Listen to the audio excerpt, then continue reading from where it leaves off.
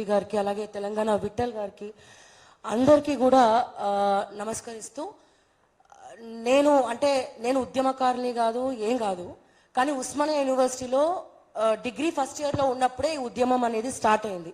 YS Rajasekhara Reddy గారు చనిపోయిన తర్వాత నేను అప్పుడు ఆంధ్ర మహిళా సభగా ఉస్మానియా యూనివర్సిటీలో ఉండేది. కాకపోతే అప్పుడు నాతో ఎవరైతే విద్యార్థులు కొట్లాడిన వాళ్ళు ఉన్నారో మిగిలిన వాళ్ళ పెయిన్ అనేది మాత్రం నేను వాళ్ళందరినీ కూడా చూసుకుంటూ చదివిన. నా డిగ్రీ 3 years కూడా మొత్తం ఉద్యమం అయిపోయింది, ఎందుకంటే నేను చదివింది ఉస్మానియా యూనివర్సిటీలో కాబట్టి. ఇప్పటికి కూడా అప్పుడు కొట్లాడినటువంటి మా సీనియర్లు ఎవరైతే ఉన్నారో ఇప్పటికి కూడా వాళ్ళ కేసులు అట్లనే ఉంది. అది మన దౌర్భాగ్యం. అంటే తెలంగాణ సాధించుకొని 10 సంవత్సరాలు అయిపోయిన తర్వాత కూడా ఇప్పుడు మళ్ళీ కొత్త ప్రభుత్వం వచ్చిన తర్వాత కూడా ఉమ్మడి ఆంధ్రప్రదేశ్లో ఉన్నప్పుడు కేసులు పెట్టింది కాంగ్రెస్ పార్టీ, ఇప్పుడు అధికారంలోకి వచ్చింది కూడా అదే కాంగ్రెస్ పార్టీ. ఈ రోజు గర్వంగా చెప్తున్నా, ఈ రోజు కాంగ్రెస్ పార్టీ అధికారంలోకి రావడానికి కాంగ్రెస్ పార్టీ ఒక గొప్పతనం కన్నా కూడా నిరుద్యోగులు, ఇలాంటి ఉద్యమకారులు ఎంతో మంది, తెలంగాణ విఠల్ లాంటి వాళ్ళు, లేకపోతే రఘు లాంటి వాళ్ళు, లేకపోతే పాషం యాదగిరి సారు, పృథ్వీరాజ్, ఇక్కడ ఉన్నటువంటి సీనియర్ జర్నలిస్టులు ఎంతో మంది కృషి చేశారు. ఆఖరికి ఏవైతే సుప్రీంకోర్టు ఆర్డర్ ఇస్తే సీనియర్ జర్నలిస్టుల భూములు కూడా వీళ్ళకి ఇవ్వనటువంటి పరిస్థితి. అదే ఈ ప్రభుత్వం వచ్చిన తర్వాత వీళ్ళందరి మీద కేసులు తీసేసి ఏదో ఒక సహాయం చేస్తారేమో, ఏదో ₹1 ఒక్కొక్కడికి చెక్ ఇమ్మనో ₹10 ఇమ్మని ఎవరు కూడా అడగట్లేదు. కానీ at least minimum vote of thanks. Balakrishna గారు వస్తే బొకే తీసుకొని ఉరుక్కుంటా బయటకు వస్తారు. ఈ రోజు ఎన్టీవీ చౌదరి గారిని కూడా కలవడం జరిగింది. పెద్దలు కలవాలి, చాలా సంతోషం. కానీ ఉద్యమకారులు ఈ రోజున వీళ్ళందరూ తలుచుకుంటే కాంగ్రెస్ పార్టీ అధికారంలోకి వచ్చిందన్న విషయాన్ని పదే పదే గుర్తు చేస్తూ, గత ప్రభుత్వంలో ఉన్నప్పుడు కూడా ఎంతో మంది, నాతో సహా చాలా మంది కేసులు పెట్టుకున్నారు. కాలోజీ టీవీ కావచ్చు, మైపాల్ యాదవ్ కావచ్చు, ఇట్లా చెప్పుకుంటూ పోతే చాలా మంది ఉన్నారండి. అండ్ కెమెరాల వెనకాల కూర్చొని ఎంతమంది ఎన్ని డైలాగులన్నా చెప్తున్నప్పటికీ ఒక కెమెరా ముందుకు వచ్చి మాట్లాడాలంటే ఖచ్చితంగా ధైర్యం కావాలి. ఎందుకంటే ఈ రోజున మా మీద కేసులు పెట్టినా ఏమైనా చేసినా సరే ఎవరు కూడా స్టాండ్ బై అనేది తీసుకోదు, రారు కూడా. ఇప్పుడు నా మీద చూసినట్టయితే పట్టణ్ చెరులో ఒక కేసు ఉంది అమీన్పూర్లో. అండ్ అదే రకంగా అమీన్పూర్ ఏదైతే భూములు ఇల్లు కులగొట్టిందో రాత్రికి రాత్రి, దాని గురించి మాట్లాడినందుకు నా మీద కేసు పెట్టారు. అట్లాగే ఆర్మూర్ జీవన్ రెడ్డి, ఆర్మూర్ గురించి మాట్లాడినందుకు ఆర్మూర్లో కేసు పెట్టారు. మైనింగ్ ఇష్యూ ఏదైతే ఇబ్రాహీపట్నంలో అబ్దుల్లాపూర్ మేట్ రైతుల తరపున కంటిన్యూస్ గా ఏడాది నుంచి కొట్లాడితే అక్కడ ఉన్నటువంటి మైనింగ్ మాఫియా కేటీఆర్ అండదండలు చూసుకొని నా మీద కేసులు పెట్టడం కాకుండా నేను ఒక ఓసీ అని చెప్పి ఎస్టీ అట్రాసిటీ కేసులు పెట్టడానికి కూడా నన్ను చాలా ఇబ్బంది పెట్టారు. అయినా కానీ నేను ఎక్కడ కూడా వెనక్కి తగ్గలేదు.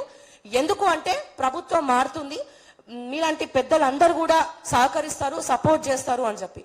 నాదొకటే, ఒక మహిళగా నేను మార్నింగ్ న్యూస్ లో మాట్లాడము ఇవన్నీ కూడా పక్కన పెడితే, నాలాంటి వాళ్ళు ఎంతో మంది ముందుకు రావాలి అన్న ధైర్యంతోనే నేను ఈ రకంగా ఛానల్ మొదలుపెట్టి ముందరికి వెళ్ళడం జరిగింది. పబ్లిక్ ఇష్యూస్ మీద ఫైట్ చేయడం జరిగింది.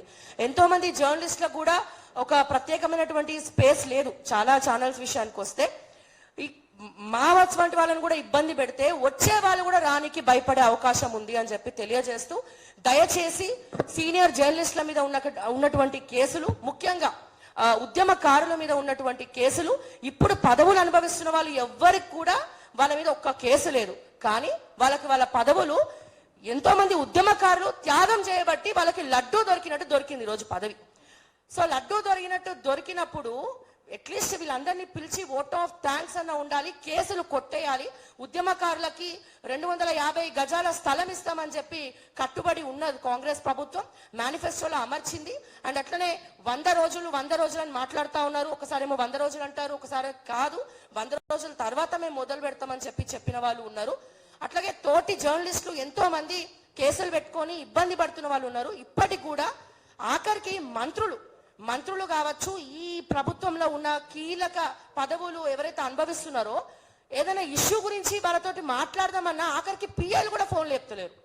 నేను మొన్న మార్నింగ్ న్యూస్ లో చెప్పిన, అరే సార్ పిఏలకే అసిస్టెంట్ పిఏలు అని పెట్టుకోండి సార్, పిఏలు ఉన్నవే అపాయింట్మెంట్స్ ఇవ్వడానికి, ఇష్యూస్ ని మీ దృష్టికి తీసుకురానికి మీకు టైం దొరకలేదు కాబట్టి, మీ పిఏలకు కూడా టైం దొరకలేదు కాబట్టి, మరి వాళ్ళు కూడా బల్ల కింద చేతులు పెట్టే పనులు ఉన్నారేమో మేబీ.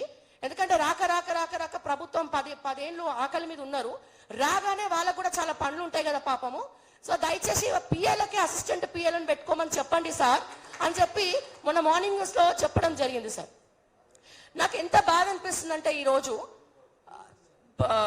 ఏ రాయితే ఏంది నెత్తి వలగొట్టుకోబుద్ధి అవుతుందని అనిపిస్తుంది. ఈ రోజున రైతు రుణమాఫీ గురించి మా ఛానళ్ళకి ఫోన్లు చేస్తున్నారు. రుణమాఫీ చేస్తామన్నారు కదా, మరి మీరు చెప్పిండ్రు కదా మార్నింగ్ న్యూస్ లో ఈ ప్రభుత్వానికి తప్ప ఏ ప్రభుత్వానికన్నా ఓట్లేమని చెప్పిండ్రు కదా, మేము మిమ్మల్ని అడుగుతున్నాం అంటారు. అంటే మేము పోయి పోనీ రైతు రుణమాఫీ గురించి ఒక వినతి పత్రం ఇద్దామంటే ముఖ్యమంత్రి అపాయింట్మెంట్ లేదు, పోనీ ఆ వ్యవసాయ శాఖ మంత్రికి ఇద్దామంటే అపాయింట్మెంట్ లేదు, పోనీ ధరణి గురించి పొంగులేటి శ్రీనివాస్ రెడ్డి గారికి అపాయింట్మెంట్ అడుగుదామంటే ఒక అపాయింట్మెంట్ లేదు. కానీ ఇక పోతే ఆడ పోయి అపాయింట్మెంట్ లేకుండా పోయి కూర్చుంటే ఏదో లబ్ధి కోసం వచ్చినామని అనుకుంటారు. మాకెందుకండి పైసలు, మాకు ప్రజలు ఉన్నారు, తెలంగాణ ప్రజలు అండగా ఉన్నారు, మా యూట్యూబ్ రెవెన్యూ మాకు వస్తుంది, మా అడ్వర్టైజ్మెంట్స్ మాకు ఉన్నాయి.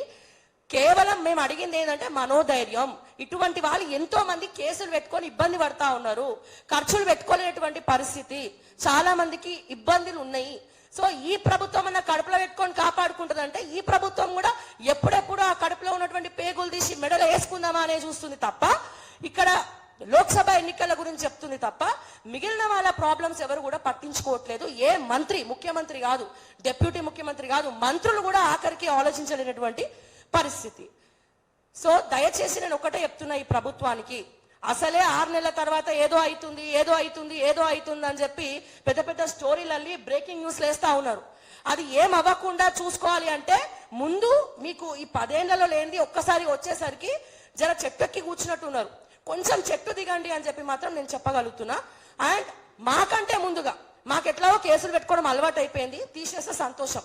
కానీ 10 ఏళ్ల నుంచి ఉద్యమకారుల ఘోష చూడాలి, ఆ ఉద్యమకారుల ఘోష చూడాలి. నేను చదివింది ఉస్మానియా గడ్డలో చదివిన ఆంధ్ర మహిళా సభ, ప్రస్తుతం తెలంగాణ ఏర్పడిన తర్వాత దుర్గాబాయి దేశ్ముఖ్ గా పేరుని పెట్టడం జరిగింది. మా సీనియర్లు ఇప్పటికి కూడా సీనియర్ జర్నలిస్టులు కావచ్చు, ఉద్యమకారులు ఎంతో మంది ఉన్నారు. పైగా అంటారండి ఇది ఉన్నోడికే అది ఇస్తాం, ఇక ఏమంటారు బైక్ ఉన్నోడికి రేషన్ కార్డు ఇయ్యారంటే ఏవో గ్యారంటీలు అమలు కావంట.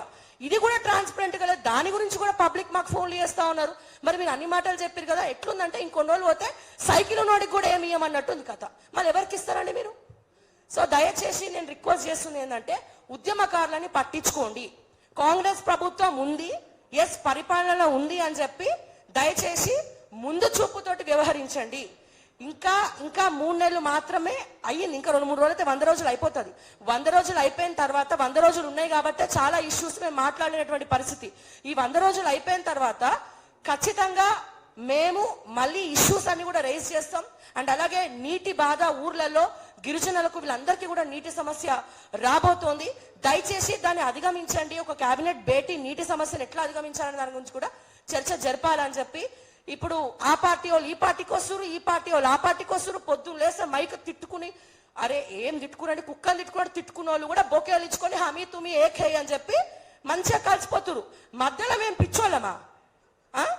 మీరు మంచిగున్నారు, కేసులేమో మేము పెట్టుకొని మీకోసం కొట్లాడాలనా? అందుకే నేను ఒకటే ఎజెండా, ప్రజల తరపునే ఉంటాం, ప్రజల కోసమే కొట్లాడతాం, పార్టీలు ఏదైనా వాళ్ళతోనే అండగా ఉంటామని చెప్పి మరొక్కసారి తెలియజేస్తూ జై తెలంగాణ, జై హింద్. అమ్మ బాగుంది, ఇది వింటే గుండె ఆగి చచ్చిపోతాడు. సతీష్ కమాల్, నువ్వు కమాల్ చేయాలి సతీష్, కొట్లాడుతూనే ఉండాలి సతీష్, మీసాలు దువ్వాలి, తొడగొట్టాలి.